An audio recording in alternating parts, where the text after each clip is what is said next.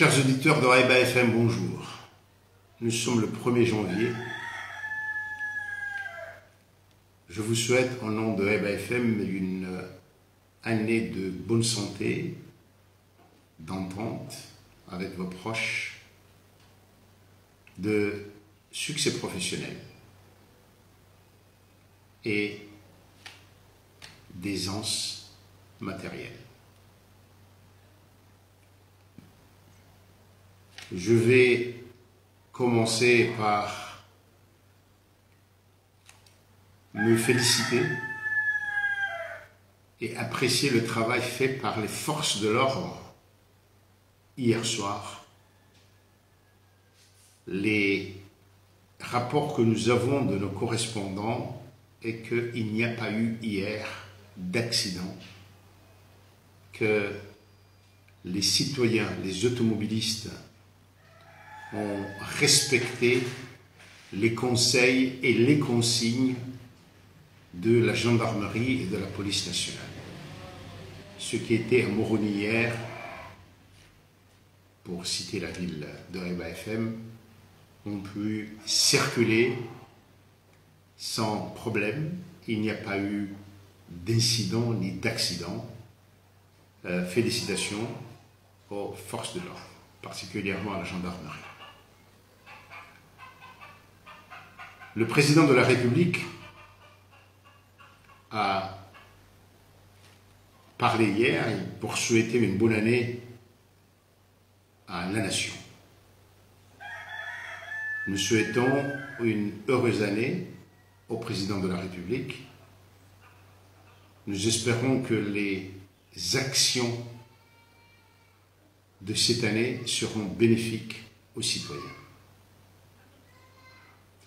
Dans son discours à Haïba FM, nous avons relevé quelques points. Nous espérons que le président ne parlera pas simplement comme un père de famille à sa famille, mais parlera aussi en président de la République moderne, ce qu'il est, et qui sait qu'à la base de l'État, il y a des lois que tout le monde est tenu de respecter. J'arrive au drame d'Iconi. J'étais un peu déçu parce qu'il a parlé en chef de village qui donne conseil, comme s'il y avait d'un côté les forces de l'ordre et de l'autre les citoyens, et que chacun devrait tenir compte de l'autre. En réalité, les forces de l'ordre appartiennent, ils sont là pour les citoyens. J'avoue que je ne comprends pas que le président attende jusqu'à hier pour manifester ses condoléances à une famille qui a perdu un jeune homme qui n'était pas un manifestant, qui était un citoyen modèle, qui a été tué par une balle réelle de la gendarmerie. Même s'il n'y avait pas eu d'incident, même s'il n'y avait pas eu d'affrontement, même s'il n'y avait pas eu de crise, la loi exigerait qu'il y ait une enquête pour savoir exactement ce qui s'est passé. Est-ce qu'il y a eu des intentions de tuer? Est-ce qu'il y a eu un mauvais commandement? Qu'est-ce qui a dérapé? Et c'est comme ça que le pays avance.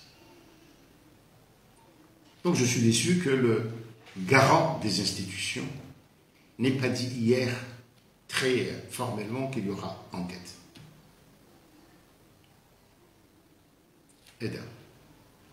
Deuxièmement, c'est vrai, nous l'avons dit ici, nous apprécions la priorité donnée aux infrastructures. Personne ne peut aujourd'hui dire de bonne foi que c'est la même chose qu'avant. Non, on a l'électricité, mais, et c'est ce que nous disons ces derniers temps, et même au début de l'arrivée des groupes électrogènes chez Mamoué, pour que les infrastructures soient des investissements bénéfiques pour la population sur un délai qui justifie la valeur de cet investissement, il faut du savoir-faire. Nous nous inquiétons, Monsieur le Président, parce que les groupes électrogènes de la Mamoué, la plupart d'entre eux ne marchent pas, faute de maintenance, faute de compétences.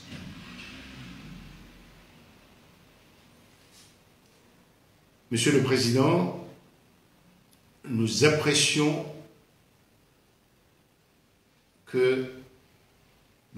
ces chantiers routiers. Ce qui nous intéresse aussi, c'est de savoir si le gouvernement prend les mesures pour que le travail fait ne soit pas comme celui d'antan, une ou deux saisons de pluie et la couche de goudron part comme si c'était du marc de café, en quelque sorte. Ou, pour le dire autrement, quelle est la qualité de travail?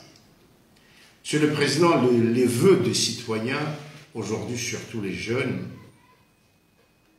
c'est que vous mettiez de l'ordre dans ce pays. L'ordre, ce n'est pas simplement des emprisonnements, mais l'ordre, c'est organiser le pays par la promotion du savoir, du savoir-faire, du travail, de la qualité du travail, du mérite. À Haïba FM, ils ne se sont de dire que pour qu'il y ait de vraies réformes, il faut que dès demain, tout recrutement à la fonction publique se fasse par concours ou en tout cas par des procédures transparentes, vérifiables, pour que les meilleurs soient recrutés. Un président peut être très très bon, avec de très bonnes intentions, si ceux qui sont chargés de l'exécution n'ont pas les capacités, on restera là à prêcher.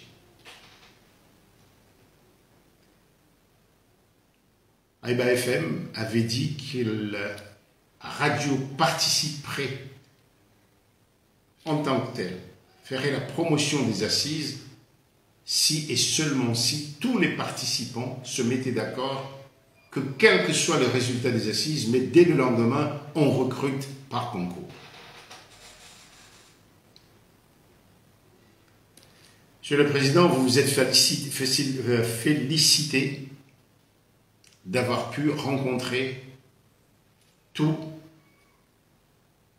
les représentants des forces politiques du pays.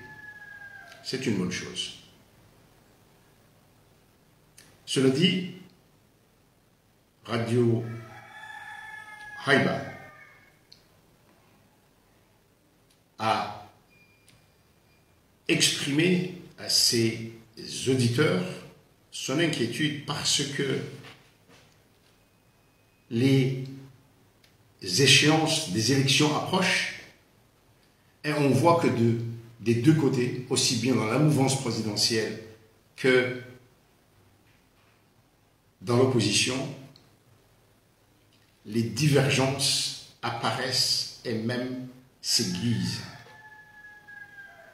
On a vu votre conseiller, monsieur le docteur Sunhadj, dire que le régime est un régime familial, le ministre de l'Éducation lui répondre et il y a eu un échange de gracieuseté. Mais du côté de l'opposition aussi, on est resté quelque peu interloqué quand on a appris que du côté du PDC et de M. Mohamed Ahmed Solih, la position est la suivante: M. Mohamed Solih ou rien. Les citoyens ont de quoi se soucier. Parce que jusqu'à présent, on ne parle pas de programme, d'engagement à faire, mais simplement de tactique par rapport à la candidature. Qu'est-ce qui peut rapporter des voix? C'est nécessaire, mais en aucun cas une garantie pour des élections qui vont choisir les meilleurs hommes pour le pays. Monsieur le Président, nous espérons que les prisonniers politiques, vous voudrez bien reconsidérer leur cas. Vous avez dit que, est-ce que, si j'ai bien compris, est-ce qu'il aurait fallu attendre que les intentions de ceux qui voulaient porter atteinte à l'intégrité du pays, par exemple, à renverser le gouvernement ou attenter à votre vie, soient réalisées pour, à ce moment-là, comprendre la sévérité des mesures? Nous n'en sommes pas là, Monsieur le Président. En tout cas, à Haïba FM, ce qui nous a interpellés, c'est le non-respect des procédures d'enquête. On peut débattre sur la Cour de la Sûreté de l'État. À Haïba FM, nous pensons qu'elle n'a pas lieu d'être. Les cours exceptionnels n'ont pas lieu d'être. Mais, bon, certains disent la loi, nous ne sommes pas des spécialistes de la loi. Par contre, en tant que citoyens, ce que nous savons, c'est que la loi, c'est aussi le respect des procédures. Et c'est ça qui permet de dire aussi si un jugement est juste ou pas. Mais comment comprendre, Monsieur le Président, qu'une femme reste en prison ou soit emprisonnée parce que elle est accusée de complicité de coup d'État pour avoir pris une lettre qu'on lui a confiée et remis à qui? À son frère. Je parle de Madame Nour Tourki. Pensez à elle, Monsieur le Président. Enfin, chers auditeurs, pour cette année, nous allons continuer, dans la mesure de nos moyens très très modestes, à faire de l'information la priorité. Vous avez remarqué que souvent nous ne parlons pas de ministres, de quoi que ce soit, quand nous pensons qu'ils n'ont rien à dire ou que c'est la même chose, sans censurer qui que ce soit. Nous ne le faisons pas. Nous priorisons les faits et ce qui se passe au sein de la population. Cela va aussi pour l'opposition. Il faut que la politique